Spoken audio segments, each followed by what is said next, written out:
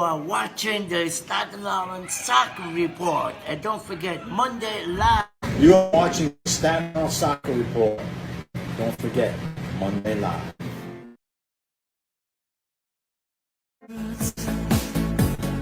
Don't come easy to me. How can I find a way to make you see I love you, bird? Don't come easy. Birds, don't come easy to me. This is the only way for. Don't come easy to me.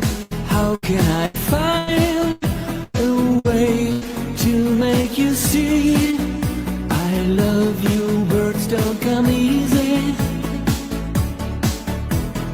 Birds, don't come easy to me. This is the only way for.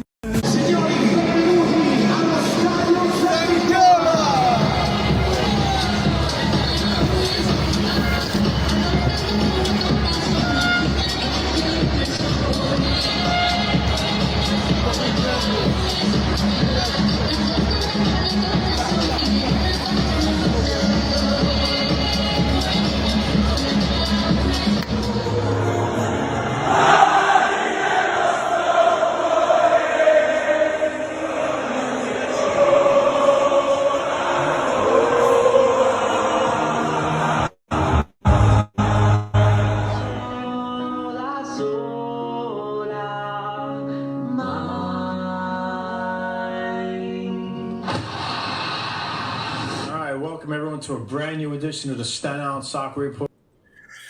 All right, not coming to you from any studio, but we are coming to you with a brand new show. And I tell you, I got a lot of good clips this month. Got some good interviews, and we got some game action. We got parts of a body game, and also a CSI women's game that was just played on Sunday.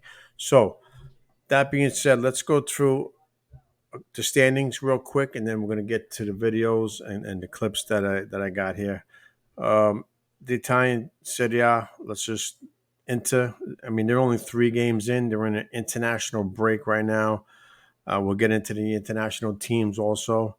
So Inter's on top, 3 games, 3 wins. Milan, same, 3 games, 3 wins. Juventus is in 3rd place with 7 points. Good for Juventus coming off of last season. So let's see if they could keep it up. Obviously, a long, long way to go as the season just started in Europe. Okay, so let's get real quick to the NWSL. Their season is winding down, I believe, with looking at saying about 5 games left.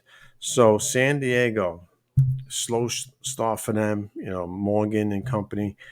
But right now they're sitting in 1st place in the NWSL, and Portland is in 2nd, North Carolina 3rd, the Reign is in 4th, New York Gotham is in New Jersey, New York Gotham is in 5th. I think they just came back down to the pack because early on in the season, the Gotham was pushing for 1st place, but they got a big game coming up this Saturday against Washington. And Washington's right now 1 point behind Gotham in 6th place in the final spot for the playoffs. Okay, let's see what else we got here. Let's take a quick look here. We got the MLS. Obviously, they're winding down at the same time. They probably got about 4, I would say 5 to 6 games left, and I feel like the MLS has just bunched all these games together to get through this league cups, right, and the international break, and the MLS kind of like suffered for that because they got to play all these games and within 3 or 4 games, 4 days, I should say. I think they should just extend it. We could play soccer on the East Coast probably till late November, right? And then I get it. You might not want to go into December too much, but you know what? If there's no snow, I mean, we could play in the cold weather, right? So anyway, let's just go over the MLS standings real quick. The top few teams, NYCFC, talk about them for a second. Sitting in number 12. Again, with a nice outside shot of making the playoffs. I mean, they got to go on a run, and they just lost. Morales, he got hurt with a knee. I'm not sure how long he's going to be out for. And Maxime, he was he moved back home, so I actually got a clip on him and his message to the fans. So we'll listen to that in a minute. So NYCFC had really no expectations of making the playoffs. You're gonna have to regroup here and bring in some better players to start next season. Same thing with the Red Bulls. Red Bulls are actually below 1 point below NYC, sitting in 13th place. NYC's in 12th. All right, the top three teams in the Eastern Conference. Cincinnati's been the most consistent. 57 points. They're in first place. Looks like they're going to win the Supporters Shield, which means really nothing because the MLS Cup is what everybody wants. New England is in second place, 48 points. Orlando, 47. Philadelphia, 46. Columbus, 45. So tight race, within second to five, second spot to the fifth spot. So pretty much a tight race right down to the wire there. Western Conference, shockingly, surprisingly, St. Louis, 48 points, expansion team, number one in the West.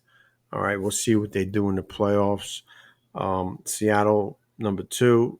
LA, defending champions, LAFC, sitting in third place, tied actually with Real.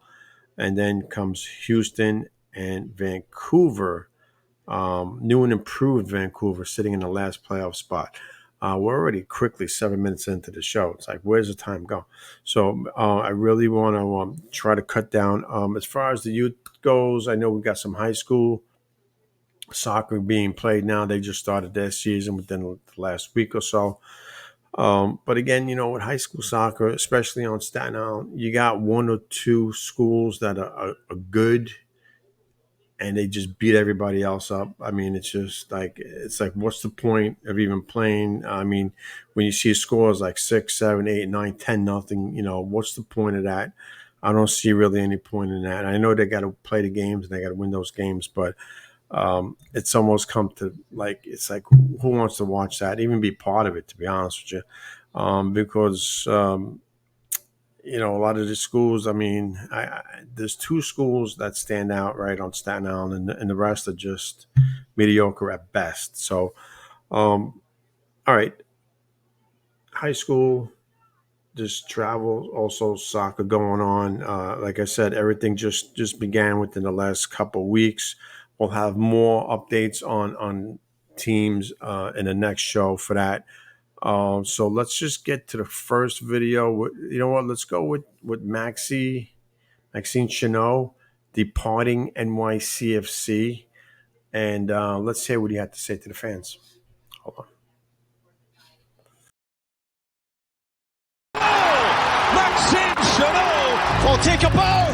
Maxime Chanot. Hello, my NYCFC family. This is Maxime Chanot, number 4. I'm here front of because I would like to share a tough decision. I make a decision to leave the club and to go back home to Corsica. It's been a very difficult decision to take. I'm 34. I've been playing in football since I'm 14. I left home since I was 14, so almost 20 years. And I had the opportunity to go back home to sign a very last contract to play in front of my family. Something I never did, even if obviously New York became my family. So I just took this decision. It was a very difficult decision because I never saw myself to leave this club. But guys, I gave you a promise when I first signed here in 2016. It was to leave the club once we will get the trophy, and I believe I made my mission. Yeah! We made it! Philly, we're coming! I mean, so many highlights. Obviously, my first year at the club. I remember when I stepped in the first time in training facilities. I was a young kid. I was only 26. I remember seeing like Frank Lampard was the first teammate I met. It was a dream for me. Frank was a kind of legend, somebody I was watching on TV. So having the chance to play with him, to play with David, to play with Andrea, to be coached by Patrick Vieira, that's probably the first best memory I have. You won't be surprised if I'm talking obviously in a 2021 MLS Cup champions. This game has been like a Hollywood movie. The playoffs, I mean, everything has been just amazing, especially because we had like a hard season, and winning that cup with that group of players, a special group of players. I'm thinking about Maxi, Sean, Henton, Kai and Stati. I mean, a lot of players where we play all together for such a long time. It was just something very special. And yeah, the Campeones Cup, the conference final, also we won in Philly. The few goals I scored. Yeah, it's just like so many good memories. And obviously my time in New York, you know, not only on the pitch, off the pitch, in the city. I met so many great people. I established myself as a man because I came here, I was like a young kid. And I can tell like I leave this club in the city as a man. It was special since day one. I think the fans understood how I love this club so much. You know, I think there's something you can't lie in your life is about checking your heart, and they know my heart was like blue. They know I have a heart of a lion. I hope they understood like I gave more than 100% to this club. Many times I could leave that club and I make the decision to stay because I wanted to give my best to this club, and I'm so proud like what I did, what I achieved at this club. You guys have been amazing with me. You support me in both times, like in a good time and in bad times. I felt so much love, and once again, I hope you guys understand like I gave my best. We had the chance to write the history for this club once again after 90 minutes. I want to send a big thanks to Dave Lee. Dave Lee who's been here since day one. He always support me as part of his family. It's been just amazing with me, and just the fact like they understand, and I'm talking about Dave, but I can also say about the City Football Group. They understand this opportunity won't come back later. Thanks for all New York City Football Club to understand my situation, to let me go. And I obviously would like to thank all my teammates from 2016 to 2023. I met so many fantastic guys with different culture. You make me grow up, make me be more open-minded by you know, playing with different culture from different country. That's something I will take it with me. And I wish you guys and I wish the club all the best for the rest of the season. Obviously, I will share it. I will be behind you, and I wish you the best for the qualification of the playoff. Now it's all about the heart, guys.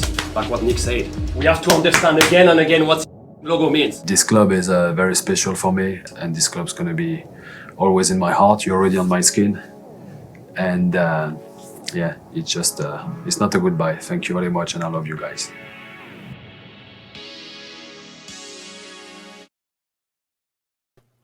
Well, there you go. You heard it right from Maxi. I mean, again, he's a class act. One of the greatest players probably to ever play in New York City. And talk about just in New York in general, going back to the Cosmo days. Um, you know, we may see him back at some role in the future, hopefully when his playing days are over. And, you know, he could help out the club in some capacity. All right. Sticking with the MLS, of course, the Messi mania continues, but he is on international duties right now. Miami played that first game without Messi. Um, End up winning that game 3-2. So again, you know, his effect on the players, I think you see it. You know, when Miami plays, they're unbeaten. I believe they're 12 wins and a tie, and making their way up the standings. And I think they do have a shot, of course, to make the playoffs here because they're only a few points out. You know, we'll see how that goes, but I definitely expect Miami to make a good run at that last spot there. All right. We have, let's see, I'm just taking a quick look here. Of course, international soccer is going on right now. You European qualifiers. The United States won their last friendly that they played 3-0, and looks like Albania was leading in that game against Poland 1-0. That might be a shocking upset if they actually held on and won that game. But I'll see if I could pull up the scores for the international. So European qualifiers going on, and friendlies also. So with Italy specifically, same old story. They tied their last game, and they got a game on Tuesday, I believe. Yeah, it's Tuesday, September 12th, against Ukraine, and I expect that game to be a tough game for Italy. Hopefully, they could get something out of it. They're sitting right now in fourth place in the group. So, they changed their coach, same old results. They need to start winning games. I think it's more of a selection thing. I mean, Italy's got to be able to field a dominant team. I get it, they're good defensively, but it's been their problem for years now, scoring goals, and just bringing in or calling up a top-notch goal scorer, no matter where he's from, Serie A, Serie B, or just playing outside of Italy. So, that being said, good luck to the Italians tomorrow against the Ukraine, and don't forget Ukraine's hungry. I mean, they're going to be hungry to win that game.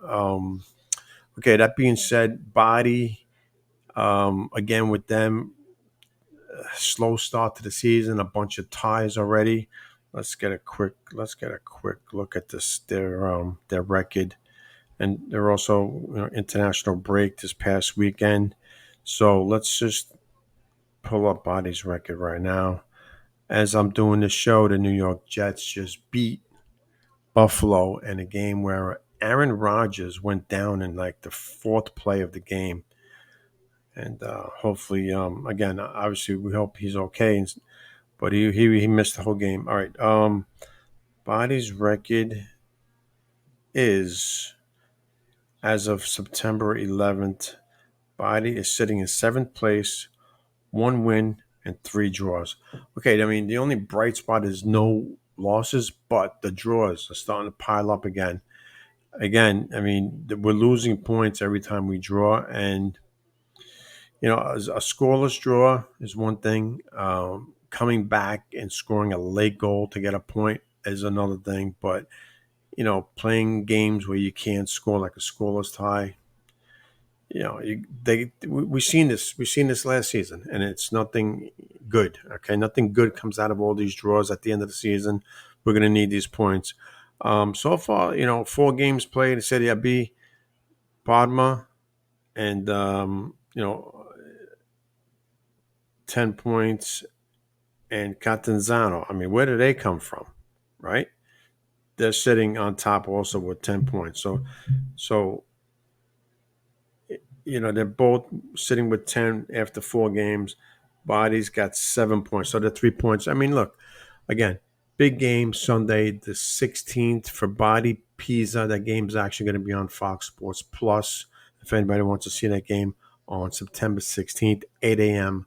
All right, I'm going to show, let's see here, 1 second. We're going to show the CSI women's game from September, is it 10th? Yeah, they played on Sunday. Was it Saturday? Either way, the most recent game that they played, we're going to show a little bit of that game. And, I just don't get why they stopped the clock. Play the game the way it's supposed to be played as far as the rules go. The clock starts with 45, right? Or 0. They started from 45 down, and then they stop it for any stoppages. No. Play it the right way. Okay, that being said, let's play the clip from that game.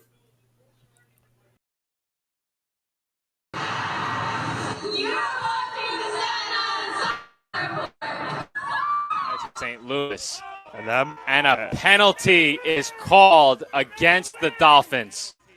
And the Dolphin faithful are not happy about it, Joe. And now St. Louis is going to be the one that comes up with a goal kick right here. That's a big time call this late in the game. Is now we're going to have a stoppage of the clock with 6:25 to go. We'll slow it down one more time, but from up here, Nick, that looked like a really tough call against the Dolphins. There's been a lot of tough calls in this game, Joe, and most of them have unfortunately been going against the Dolphins. And now there's a big opportunity for both sides. Villacrest can get a stop and keep this game 1-0. That's huge. For St. Louis, a goal ties this game, and with the way that the possession has gone in the second half, gives Texas A&M a great opportunity to potentially win this game. Clock is stopped at 6:25. Why are we stopping the clock? Let the clock run. The referee holds the time. Pressure firmly upon the shoulders of Dolphins All right, goalkeeper let's do the Sarah call on the Villacrest. penalty. She's been great in this do the game. Has play-by-play been very here. busy in the second half. Has made several huge. All right, St. Louis ready to take the penalty kick as the referee is making sure everyone's behind the line. He's walking over, making sure no one steps over into the 18. That's being set. He's taking position. CSI leads 1-0. Penalty kick ready to be taken. Winds, fires, go! Good. We are knotted up at 1 with just under 6.5 minutes to play. Kristen St. Louis has leveled the score. Kirsten St. Louis, it looked like, was fooled Villacrest to the right of that and went left on that penalty kick to now tie the score at 1 with 6:25 to go. So it's now anyone's ball game this late in the game.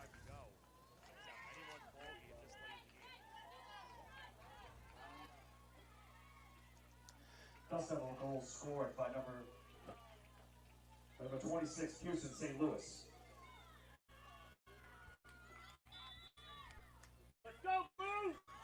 6:25 remaining. Score even at 1. Takeaway by St. Louis. Looking to get by Melgar, could not. Joe, you can hear the bench for that Dust Devils team. They are getting into this game now more than ever. I don't know who the St. Louis player is, but I can tell you the last few minutes that I've been watching here, she was all over the place, and she got the goal with the penalty kick and could have got another one. But watch here at the end. Crowd certainly partial to Staten Island. Did not like the call. Now a goal kick coming up for the Dolphins. Under 6 minutes to go. Now trying to regain that lead and get an all-important win. Under 6 minutes to play. Albano didn't get all of that kick. Sent it pretty short on low line drive. Quadra takes it away from D'Amico. Looked to play it off Evola right back to herself. Could not. This is Hecht. Dispossessed by Melgar. Melgar working into the midfield. Melgar for Radavini. Radavini could not avoid a challenge. Dolphins do keep possession. Melgar working toward the center of the pitch. D'Amico now. D'Amico for Melgar, broken up by Alvarez. Alvarez avoids a challenge from D'Amico. Sorio gave it up to Forn. Sent toward the midfield stripe. Rodriguez tracks it down for CSI. Melgar plays it back to Marr. She sends it in the air across midfield. That was headed and onto the foot of Radavini. Radavini chips it toward D'Amico, who was the nearest Dolphin, but that ball rolls into the arms of Solano. Solano now kicks that one away. Rodriguez redirects for Kolka. D'Amico for Rodriguez, who gives chase far side. She couldn't get there. Dust Devils throw. Just over 4 minutes to go. Here comes A&M International, and a foul is whistled against Evola. Yellow card is shown, and the clock is stopped. Clock stopped now with 4:03 as the player down was Quadra. And that's the second yellow card now issued to the Dolphins. Radavini had one earlier, now Evola right here.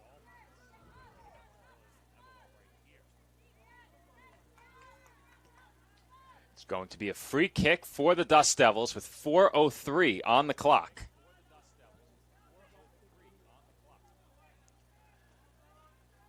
Trying to get a look at who it's going to be attempting the free kick.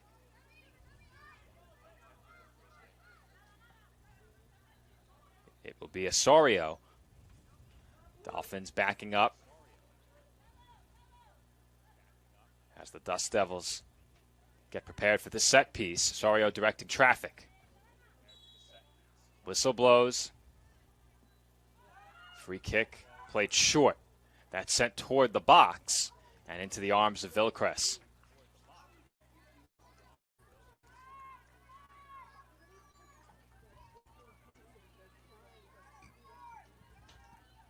Villacrest punts toward midfield.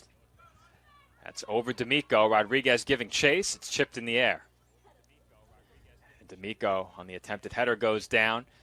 Throw in Dust Devils. 3.5 to play from Dolphin Soccer Park. Score level at 1. Quadra. Say, Joe, the last couple of minutes, the intensity has certainly down from side. Melgar for Kolka.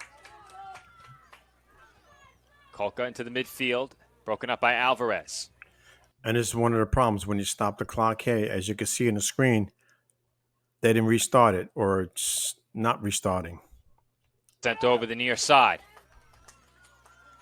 Dolphins will throw. Under 3 minutes to go from Dolphin Soccer Park. The CSI supporters beginning to make some noise. Both of these teams looking to stay unbeaten on the season. As a foul is whistled against the Dust Devils. Free kick, Staten Island taken quickly. D'Amico goes down, that pass intercepted. Atkinson up ahead, but too strong on that ball toward Hecht and St. Louis. 2:30 to play. Dolphins have it. And both of these teams now starting to run out of time and trying to take the lead late in this game. So CSI still looking, I believe, Joe, for their first shot on goal of the second half. I don't even know if they've had one shot in general. I don't think they've attempted a shot, Nick. They've hardly possessed the ball. We don't keep track of possession time, but there's no doubt that since late in the first half, possession time has favored the Dust Devils. That being said, early in this game, possession favored the Dolphins by that same margin. That's sent toward the far post, well outside of the goal box and headed away. Goal kick coming up for Staten Island. 1:40 to play. Another goal kick here for CSI, and this could be very well their last chance at scoring the game-winning goal in this one.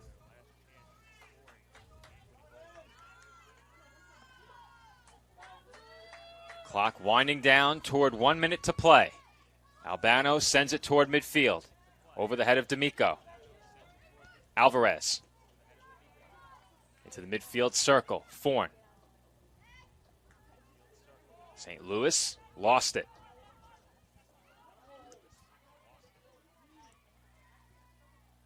Fight for possession along the far side as we reach 1 minute to play. The Dust Devils bench eager for one last attacking opportunity. And they will throw here. 45 seconds remaining from Dolphin Soccer Park. Not much urgency here on this throw-in. Jimenez for Alvarez. Alvarez moving ahead, being given some space. That's sent toward the top of the box. Off the body of Atkinson. Down goes Uwe. Atkinson got a foot on it, and it rebounded off of a Dolphin. Corner kick upcoming. 20 seconds to go. And they've got to hurry here, Joe. The clock is still winding down. They finally just got the ball. Garcia will be the one to hit the corner. Nick, 10 seconds.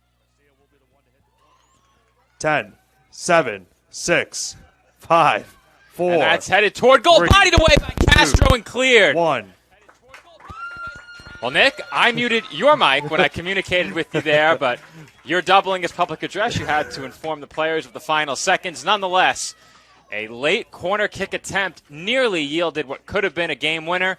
Instead, we end in a 1-1 tie. And, Nick, this game between these two non-conference opponents, A very entertaining game. The Dolphins got the better of play early, but the Dust Devils really took control of this game late in the first half, and still, it took a penalty kick for them to get level. The Dolphins hold on. They will earn a point, figurative point, albeit in the standings with a tie. We end 1-1. All right, well, there you have it. CSI escapes with a 1-1 tie as they almost scored there in the last second off a corner kick. And again, stopping the clock, I think, is a disgrace. I don't know why they do it at the college level. I wish we had an answer for that, but we don't. It's just a disgrace where they stop it. Let the referee handle the extra time, whatever is added, or for injuries or whatever. All right. We do have an interview I want to show you right now. Let's pull this up. It's going to be. This is a short one, looking at like a minute or so. Let's get to that right now.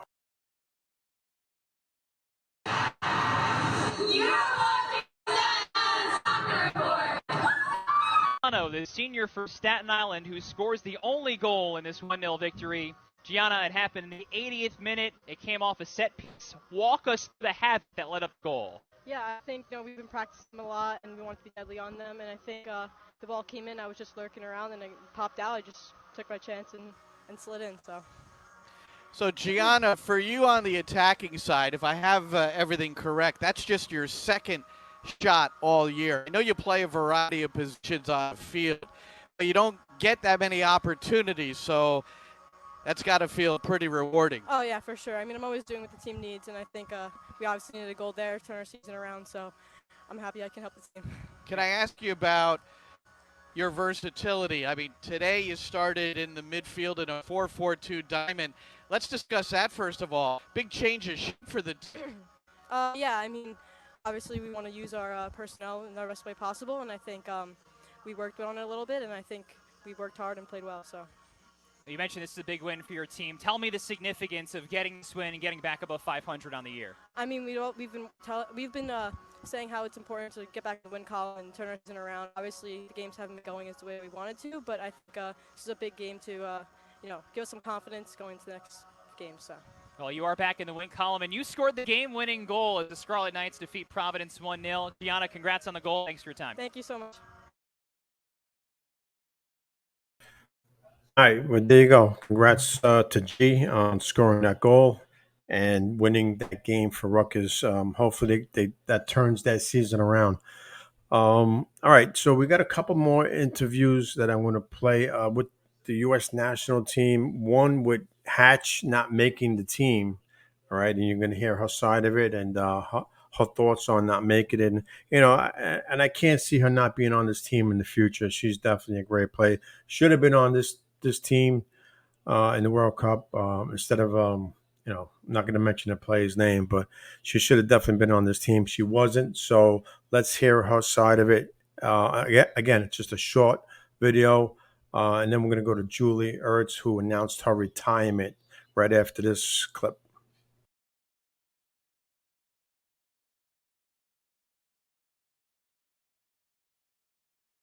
We were all shocked and devastated for you earlier this summer, like not getting called up, not making a roster. It's obviously just like the worst thing ever.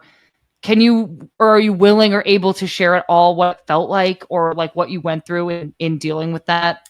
I mean, this is my first time really like talking about it, like I guess publicly. Like I've obviously like talked to my close friends and family about it, but just to put it plain and simple, it was really freaking hard.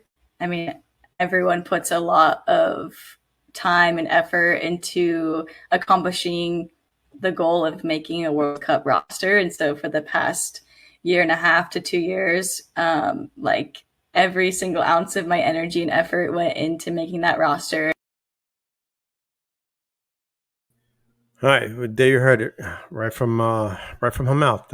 It was hard. Again, for the U.S. women's, management team there, please do not call players in that are washed up, okay? This player should be on the team for years to come. And let's hope they do the right thing and, call her up and she's on that team to stay. All right, we got one more clip here and then we're going to show parts of the body game the last game that they played before the international break.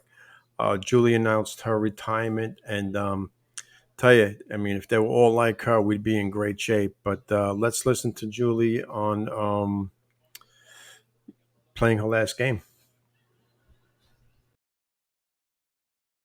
And the emotion says it all. It's hard to even find the right words. Describe what you're going through right now after the loss. I mean, it's tough. I mean, you never. Obviously, we're proud of the way that we played, but we didn't put anything in the back of the net. I mean, the penalties was tough as well. I think for me, it's just emotional because it's probably my last game ever being able to have the honor to wear this crest. So I think it's just, it's just tough. It's just tough. Like, I feel like it's just an emotional time. So it absolutely sucks. I mean, penalties are the worst. But it's an honor to represent this team, and I'm excited for the future of the girls. And speaking of that future and really the legacy that you're leaving, I mean, you and so many of these veterans have been so crucial to where this team has gone in the past and where you want this team to go in the future. What do you want to leave your mark in terms of this legacy with the team? I hope the grit.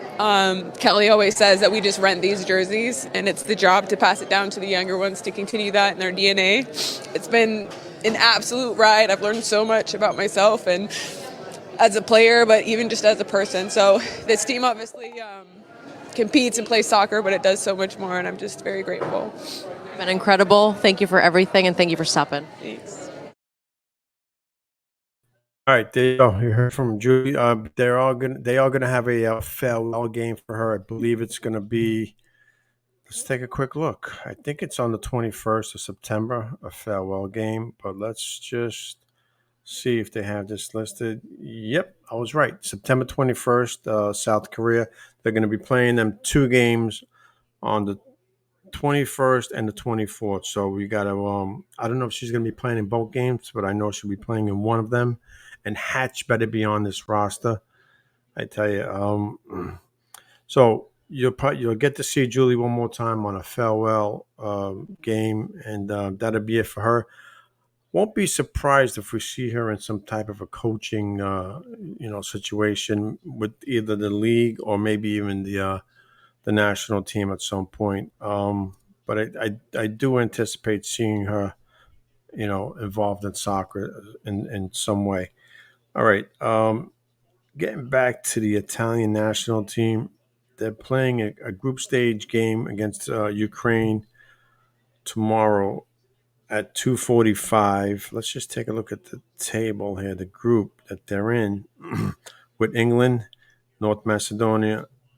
I mean, Italy's sitting in third place right now. The problem here is 4 goals scored and 3 goals given up. 3 games at 4 goals. I don't know if that's quite good enough. They're sitting in third place right now. We don't know. We know the top 2 teams advance. But they still have time. Got to get a result against Ukraine. Must get a result. Let's see. England looks like right now they're playing the best soccer in the group. France is in first place. This is for the European qualifying championship. All right, European qualifying. Scotland and Spain lead their group. France, the Netherlands lead their group. England, Ukraine, Group C. Group D, we got Turkey. Surprisingly, Group E, Albania. That's a little bit of a surprise. No disrespect in any way, but surprising to see them in first place, 10 points. And the Czechs are in second. Belgium leads their group, of course. And other notable countries, Sweden's on top of their group. Of course, we have Portugal on top of their group. All right. So we still got a long ways to go here. Quite a few games. Only played, some countries played 3, some played 5. So it's kind of mixed up all over the place. But big game tomorrow for the Italians. Let's see if they can get back on track and not blow a lead this time and come home with the 3 points, the much needed 3 points for them. That's for sure. If they want to qualify for the Euros next summer. All right. Let's see what else we could pull up here before we get to that body video, which will probably take up the last part of the show. We're already 40 minutes in. NYCFC, they got a game. Oh, well, they got a derby. They're playing the Red Bulls, and that's a big one. Saturday, September 16th, New York versus New York. I mean, they're both on the outside right now, but I think that the winner of this game may have an outside shot. The loser of this game, I would think their season is going to be over as far as making the playoffs. All right, so NYCFC played the Red Bulls, and then they come right back 4 days later. See, this is what I mean about cramping up their schedule because of international play and this League Cups play and the Champions League and all these other tournaments they have within the season. So the club, the domestic league games get all bunched up together. I don't know if that's a good thing. All right, so then they got Orlando next, and then Toronto, which they should beat. Toronto's on the bottom of the table, is struggling all season, Toronto. So that's 3 points you expect. And then, of course, the big game against, who else? Messi in Miami. Again, if look, it's 11v11. If you mark your players and you stay tight to them, make it tough. Make it tough on Messi.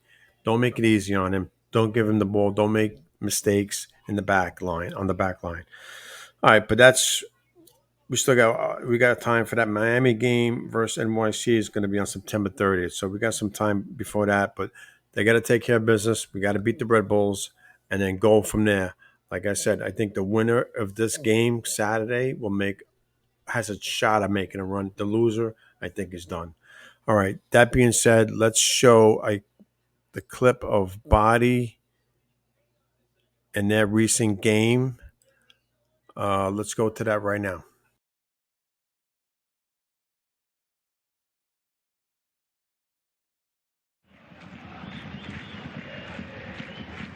La risposta anche banalmente del pubblico questa sera è un manifesto evidente di come il tifo, per l'appunto la passione, la voglia di star vicino alla maglia e alla società e al club, l'attaccamento non siano state minimamente scalfite, nonostante obiettivamente una delusione notevole. Nasti dialoga bene con Moracchioli, esce giù, si rialza, forse prende anche un calcio, ne ha 3 addosso, riesce comunque a disimpegnarsi molto bene. Buono anche il cambio di gioco, anche se leggermente troppo lungo per Duval, si prende con la rimessa laterale per la Cremonese, però buon lavoro da parte del numero 9 del Bari.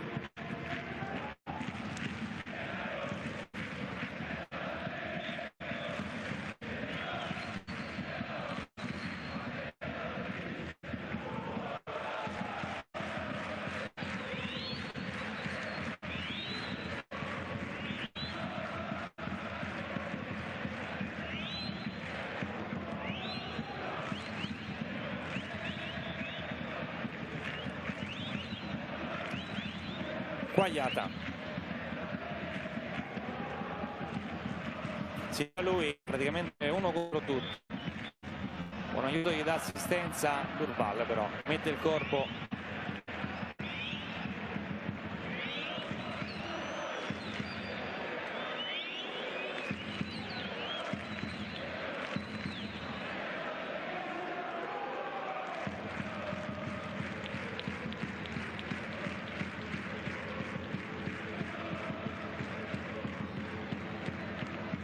Nasti, ancora una buona giocata, può salire Ricci,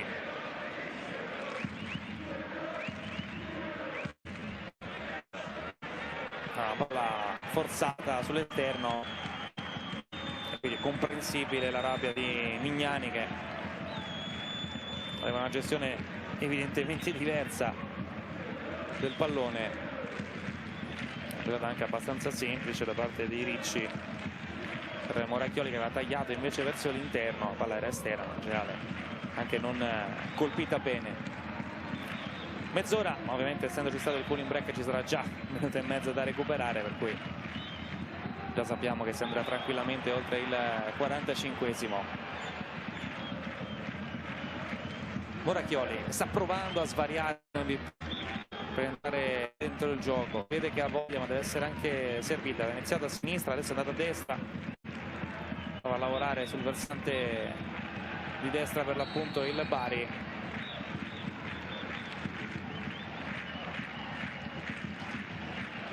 È arrivato il fischio di frontiera, calcio di punizione da sfruttare per la squadra di Mignani. Questo è l'intervento di Abrego, giudicato irregolare, e dunque buona chance per provare a portare pericolo all'area di rigore.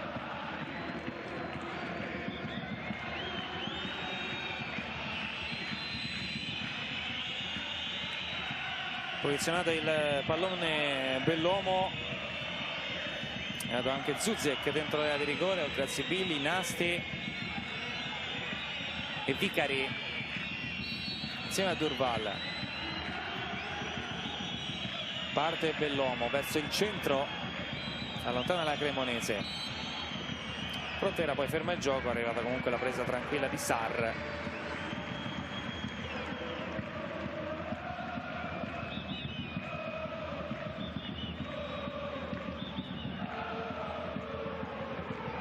Contrasto con Ravanelli che è finito giù. Può rigiocare il pallone con i piedi il portiere della Cremonese, ha già giocato lo stesso numero di presenze dello scorso anno, che se era in Serie A. Il terzo anno di Cremonese, Sarr, il secondo in B.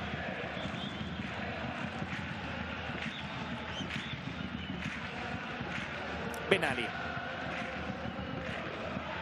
rischia molto il Bari, possibilità allora per Buonaiuto che se l'è manciato. Clamorosa occasione per la Cremonese, clamoroso errore del Bari, ma che chance che ha cestinato Cristian Buonaiuto. Anche con il lavoro di Vasquez, l'1 contro 1 con Vicari che ha aspettato, ha arretrato, ha provato a coprire più porta possibile. Buonaiuto ha piazzato, ma l'ha messa dalla parte sbagliata del palo. La più grande chance della partita per la Cremonese al 33esimo minuto.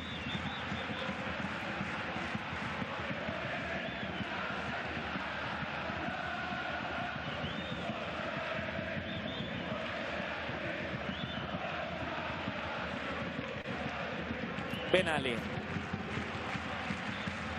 Nasti, duello con Ravanelli, lo vince l'ex giocatore del Frosinone. Quagliata,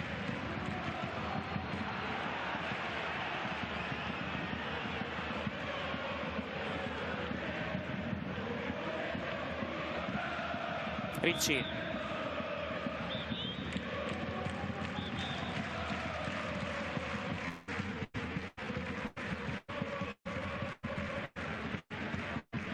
Benali, Ricci ancora,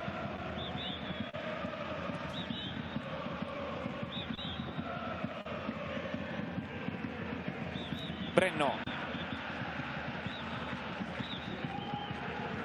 interviene in maniera abbastanza ruvida Ravanelli, stavolta calcio di punizione è per il Bari.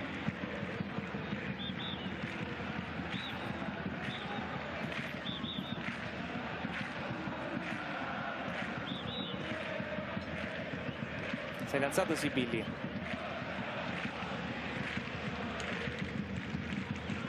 Benali vuole andare in avanti, netto vantaggio però Bianchetti, che si è visto poco fin qui. Altro errore, fase di impostazione del Bari. Durval stende nettamente Buonaiuto, arriva anche il cartellino giallo inevitabile perché Buonaiuto era andato via molto bene.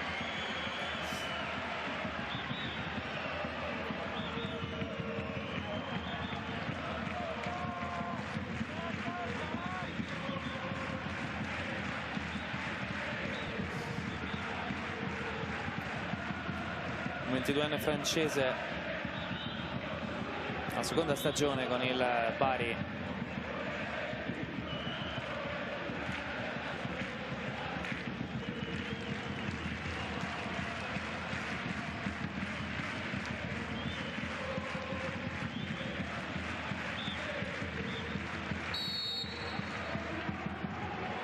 Batte Quagliata il calcio di punizione stretto sul primo palo, arriva proprio la deviazione di Buonaiuto, molto distante rispetto alla porta di Brenno.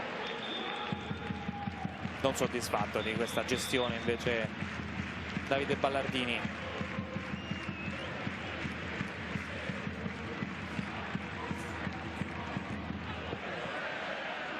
Aggressivo Vasquez.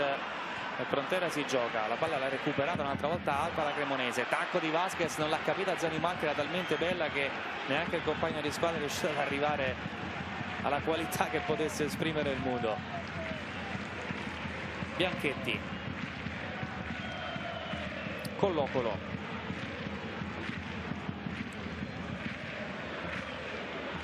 Quagliata, taglio di Abrego, palla Buonaiuto, centrale, Bianchetti, apertura, Zanimacchia,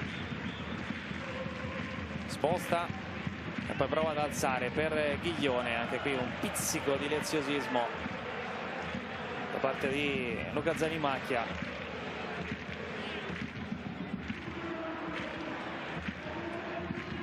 (4-4-2) sembra l'indicazione che ha dato adesso Mignani. Vediamo se c'è un cambio di modulo allora per il Bari.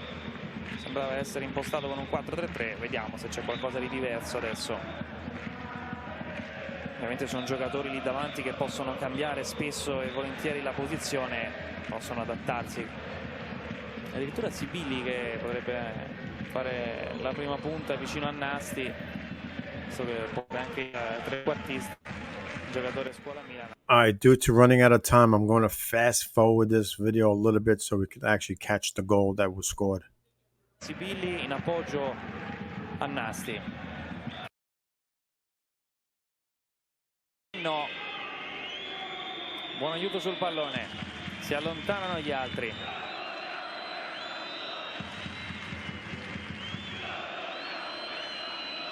Vediamo che tipo di soluzione sceglie Buon aiuto. Spiegate la rincorsa, potrebbe essere uno schema, infatti si va a cercare un pallone sul secondo palo. Dorval però riesce ad allontanarlo senza troppi problemi.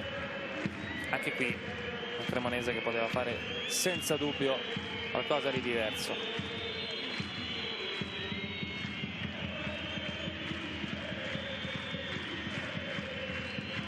Buon aiuto.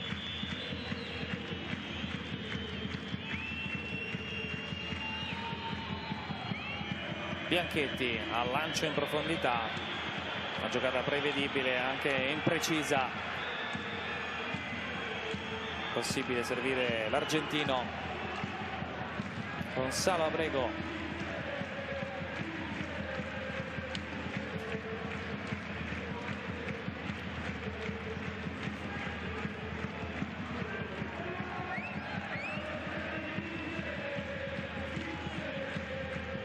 Chiede evidentemente una pressione diversa Davide Ballardini. Altro colpo di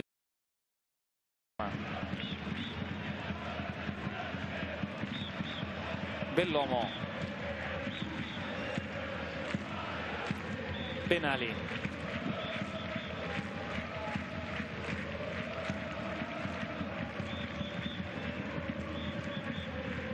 Vicari.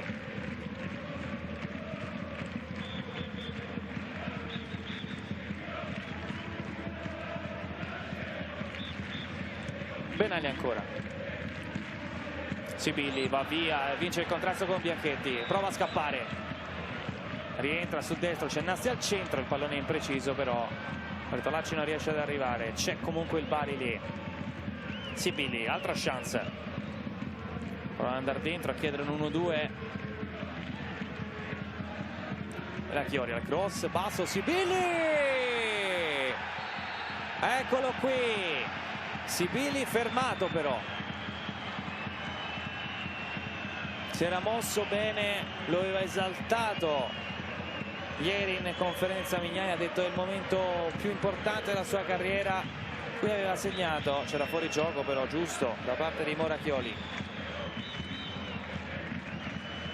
Cancellato dunque il gol di Sibili, decisione corretta,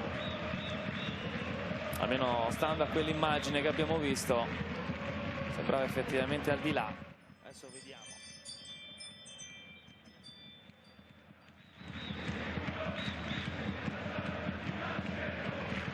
Spy a Lottini,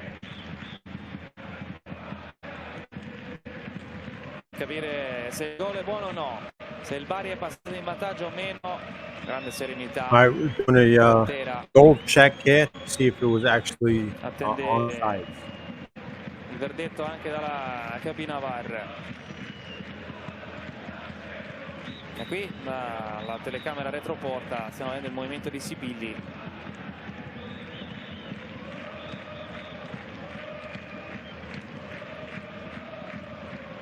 La prima immagine che abbiamo visto mi sembrava che Moracchioli fosse al di là, però attendiamo.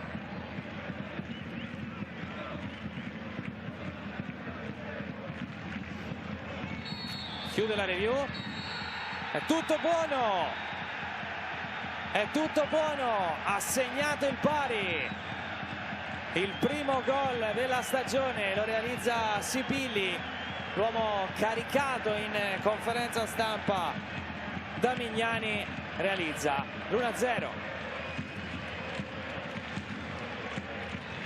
Evidentemente c'era un'altra immagine che non abbiamo visto,